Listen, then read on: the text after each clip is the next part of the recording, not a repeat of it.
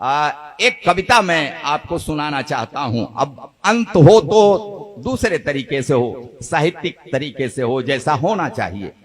हास्य की खूब बढ़िया बातें हुई, श्रृंगार की बातें हुई, एक रस छूट गया है जो मैं। बिल्कुल दादा, स्वागत, आदेश है। बिल्कुल बिल्कुल। अरे तालियां बजाकर आप सब निवेदन करें दादा से। वाह, ये इसमें कविता जैसा कहीं कुछ मिल जाए तो वो आपकी समझदारी है, नहीं तो वर्णनात्मक शैली में ये मेरी कविता है। कुछ देखिए कविता के तत्व तो मिल जाए तो अच्छी बात है। एक सच्ची घटना प्रयागराज की। एक बाप के दो बेटे, दोनों अफसर।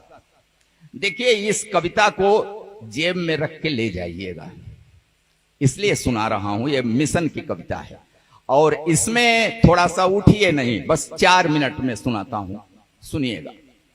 एक बाप के दो बेटे, दोनों अफसर, दोनों की मां का देहांत हो गया। उन बेटों की मां का देहांत हो गया।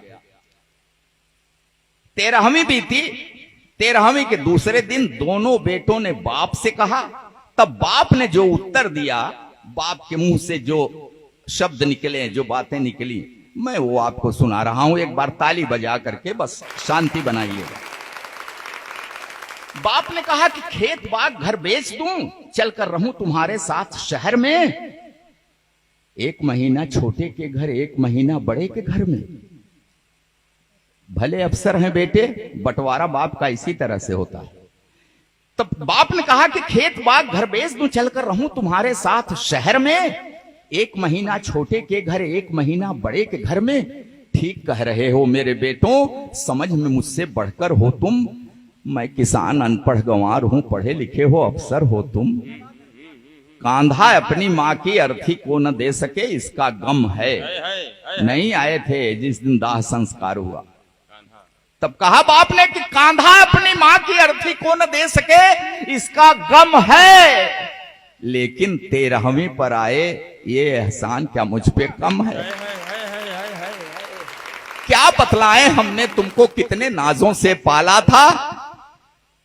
तुम दोनों को चमकाने में खुद को धूमिल कर डाला था। ढंग की शिक्षा के प्रबंध में दिन बीते कितने बेढंगे। किसी तरह सिर ढका अगर तो पांव रह गए अपने नंगे। तुम्हें जिंदगी मान लिया था, तुम्हें जिंदगी मान लिया था, इसी लगन में थके नहारे। हम कितने बेरंग हुए, तब सुर्ख हो सके स्वप्न तुम्हारे। स्वयं बेसुरे हुए तुम्हारे जीवन के संगीत की खातिर। कदम कदम पर हमें हारना पड़ा तुम्हारी जीत की खातिर। जीत मिली तो क्या बतलाएं, कितनी फूल गई थी छाती। लेकिन किस्मत ऐसी निकली, हार गए हम जीती बाजी। 3 महीने तक मां तड़पी, तड़प तड़प कर देखी रास्ता। मगर न आए उसके बेटे, एक व्यस्त दूजा भी व्यस्त था। पूरी काया कान थी उसकी, हर आहट को आंक रही थी। आंखों की बेचैनी पल पल दरवाजे को झांक रही थी। बीमारी उसका क्या करती, जीने की दृढ़ता थी गहरी। लेकिन अपने पन की टूटन शायद झेल न पाई ठठरी। मां करती रह गई प्रतीक्षा अपने बेटों के आने की। बेटे करते रहे प्रतीक्षा मां के प्राण निकल जाने की। अंतिम सांसों तक ममता की परछाई आंखों में देखा। पत्थर दिल वाले बेटों को पथराई आंखों में देखा। उम्मीदों की ढली दोपहर, एक कसैली सांझ हो गई। 2 बेटों की महतारी अंत समय में बांझ हो गई। उम्मीदों की ढली दोपहर, एक कसैली सांझ हो गई। 2 बेटों की महतारी अंत समय में बांझ हो गई। कभी स्वार्थी सगा न होगा, कितनी भी ऊंचाई छू ले। मां को भूले, बाप को भूले, बाप की तुम संपत्ति न भूले। जो भी पास है बेच के दे दूं, गांव छोड़ दूं, शहर चलूं मैं। कहां से अब विश्वास हो लाऊं, शहर चलूं और हाथ मलूं मैं। माना कम है सुख सुविधाएं, लेकिन जीने का आधार बहुत है। पैसा बहुत नहीं है, लेकिन मेरे गांव में प्यार बहुत है। वाह वाह, और एक कड़ी बात कह रहा हूं आज के इस समाज से। कहा बाप ने कि तुम दोनों इंग्लिश माध्यम के स्कूलों में पढ़े हुए हो। पछतावा हो रहा है उस बाप को, कितना कष्ट करके इंग्लिश माध्यम के स्कूलों में पढ़ाया। तब कह रहा है कि तुम दोनों इंग्लिश माध्यम के स्कूलों में पढ़े हुए हो, अंग्रेजी में बचपन बीता, अंग्रेजी में बड़े हुए हो, तो तुम जो यह व्यवहार किए हो ये ताज्जुब की बात नहीं है।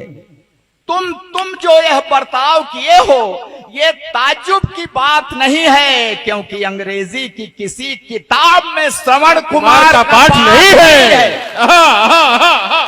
जिंदाबाद, अभिनंदन अभिनंदन। कि तुम जो यह बर्ताव किए हो ये ताज्जुब की बात नहीं है, क्योंकि अंग्रेजी की किसी किताब में श्रवण कुमार का पाठ नहीं है। रास्ता देख रहे अशकों का आशीर्वाद भी ले न सके तुम, मेरे लायक बेटों माँ को अंजलि भर जल दे न सके तुम। देखो इसका नाम है कल्लू। वहीं एक नौजवान गांव का पड़ोस का खड़ा हुआ है, तब इशारा किया बाप ने कि देखो इसका नाम है कल्लू, हमें खिलाकर फिर कुछ खाया, 3 महीने साथ रहा, ये कब सोया मैं जान न पाया। बेटा वह जो बुझते मन में जीवन की एक आस जगाए, बेटा वह कपते हाथों की जो बढ़कर लाठी बन जाए। तुम दोनों इतिहास रचे हो तो मैं भी नया इतिहास रचूंगा, खेत बाग घर जो भी पास है सब कल्लू के नाम लिखूंगा। बहुत अच्छे, वाह वाह। और मैं ऐसे ही नहीं सुना रहा हूं, 25 बीघा कला जमीन लिख दिया। ये सच्ची घटना है, अखबार में निकली तब मैंने लिख दिया उस बाप ने। कहा कि खेत बाग घर जो भी पास है सब कल्लू के नाम लिखूंगा। अब न मुझे परवाह कि मुझको स्वर्ग नरक या मोक्ष मिलेगा, मैं कल्लू को हक देता हूं, यही मुखाग्नि मुझे अब देगा। मैं कल्लू।